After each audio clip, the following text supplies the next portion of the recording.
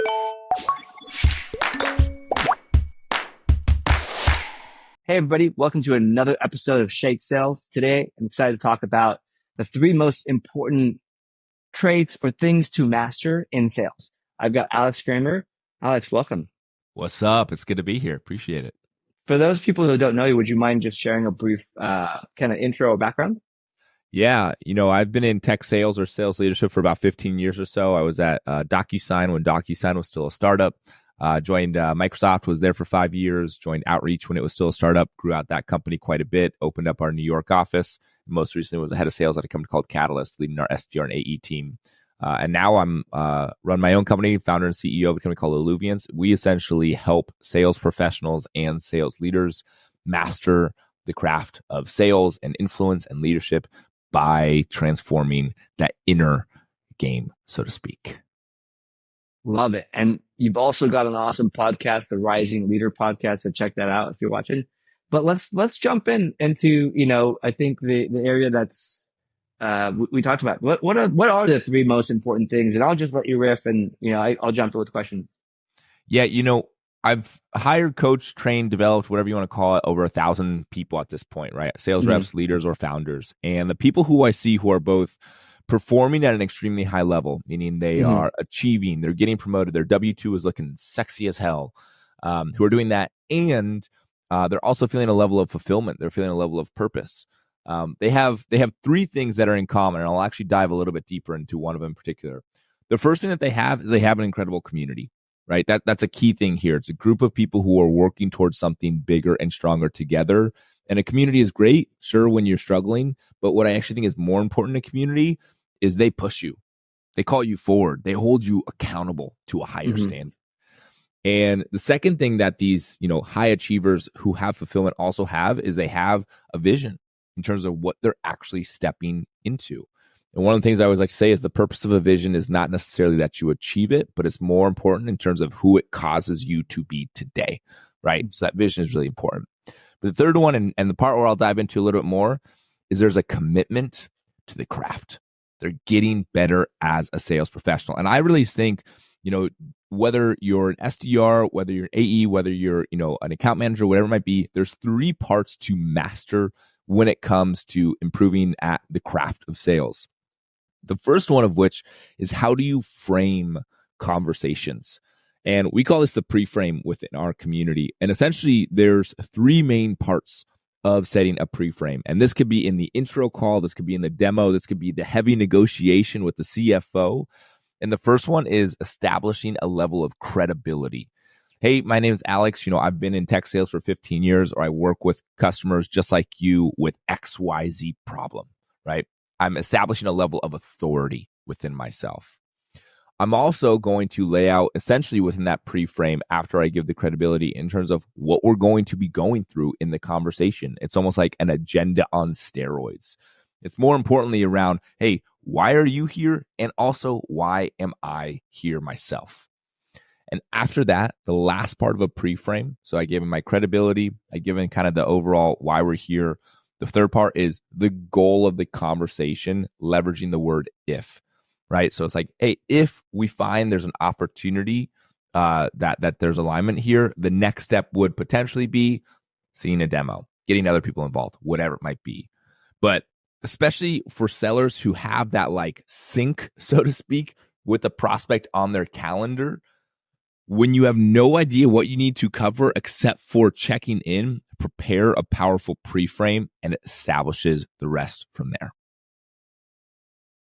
I can keep on going here into how to ask powerful questions, as well as how to get people into a state of commitment, which is kind of part of those three things. I think, well, let's jump into that. But one thing I want to emphasize is the last bit of having a powerful reason to follow up, or having value or something different. I think, just to be honest, everyone listening here, or probably yourself too, how many emails and how many reps have you worked with, like, that's selling you on something that's like, I'm just following up to see where you're at, right? Like, zero freaking value, zero reason to respond if you're not ready. And it's just like, I'm following up. I'm following. We know you're following up because you're saying that. Like you're doing it. You don't need to say you're doing it, right? It's like running a marathon and saying, I'm running a marathon the whole time, right? Like doesn't matter. We know you're running a marathon. Anyways, so let's dig into that a little bit. Like how do you add value or how do you get people to that next step or what can you do there? Yeah, what I view is it's kind of that third point team is like, how do you get people into a state of commitment? And that state Yeah. of commitment is not necessarily like getting them to just buy your product. It could just be continuing the conversation with you. It could just be introducing you to an important person within the buying cycle, whatever it might be. The way that you actually do that is you have to build the gap. It's like the most classic and common things that you hear in sales, build the gap. And I almost call it the heaven and the hell, right? Are you painting a clear enough picture in terms of, hey, here's where you want to go, right? Or here's where other organizations are going that are picking up with this trend or this movement within the space. And you really want to make them actually feel what that heaven would be like, right? Hey, let's say you had 3x more pipeline or 3x more meetings. What would the impact of that be on your sales team? What would the impact of that be actually on you, right? How would that actually impact how much money you bring home, right? Actually get them almost like, man, I really want that now. That would feel amazing, right? But once you've actually painted a clear picture in terms of the heaven, you have to go to the hell, right? What's preventing you from actually getting there? What's been holding you back? But I don't want to just like ask that question, right? I want to almost like stab them and I want to twist the knife a little bit. How is that manifesting in your organization, right? What happens if 1 year goes by and you're still in exactly the same place today, right? So actually you're saying, hey, here's where you want to go. Here's where you are today. And you see this area in between those two. That's the roadmap that we actually want to take you on to support you in stepping into whatever it is that you're going to do. And our product or our service is going to be that journey that's going to take you along that map there. Love it. Yeah. And I think, one, I want to dig in, just want to add one piece here is that problem or that hell state. If it's just kind of bad or it's like just not that big of a problem, you have to figure out your angle or maybe you do not have the right maybe you're not the right time to buy or sell to this person. So, if you're like easy example in my mind is if you're a VP of sales and you're buying sales, anything in the sales sector of technology, in 1 year from now, you probably won't be there unless you hit your goals. Like, that is the hell state, right? Like not necessarily for that company, for that individual. And I think there's two pieces. It's like the company and then the individual. And in my mind, like the hell state is a personal or an emotional thing for the person, not the company, but you start with the company and kind of dig your way down. But if they're not complying, in my mind, you do not have the next step. Like they're not buying. And the problem is they're going to, even if you haven't actually built enough that hell realm or the pain, if they're giving you yeses, you might say, oh, well, actually, this is great. We're moving forward.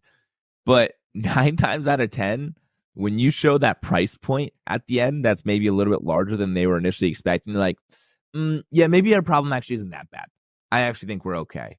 And it's like, you know what? I shouldn't have skipped that very important step of talking about, hey, what's the cost of doing nothing?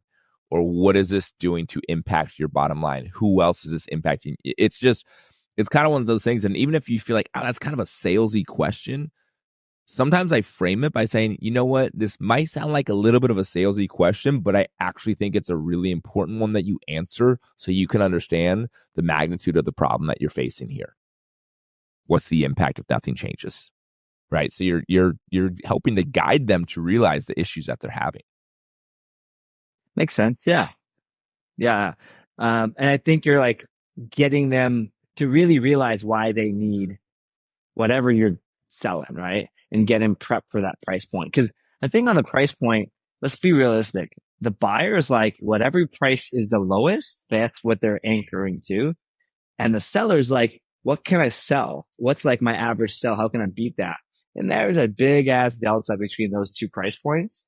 Now, some people like might just come in or whatever, but like you don't get that, like that delta in my mind is that hell state, that problem state that the buyer accepting that this is a big freaking problem that they want to solve. Yeah.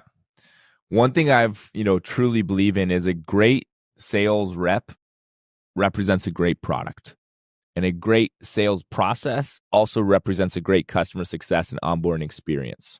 And so if you yourself are embodying the traits of someone who's trustable, who's knowledgeable, who has expertise, who can guide them along the right process to make an informed decision, that's not just going to say, oh, this person's really good. It's going to say, hey, this company seems like someone who's going to really take care of us.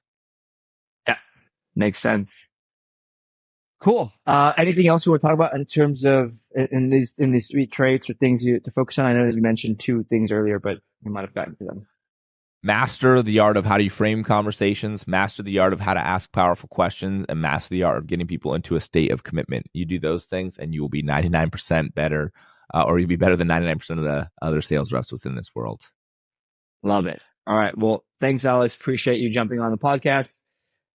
For folks that are near to you, follow him on LinkedIn. I love it. You're not just talking about sales. You're talking about generally like how to be a better human and deal with things and just have a stronger mindset. Again, probably why you have a great podcast, and subscribe to your podcast.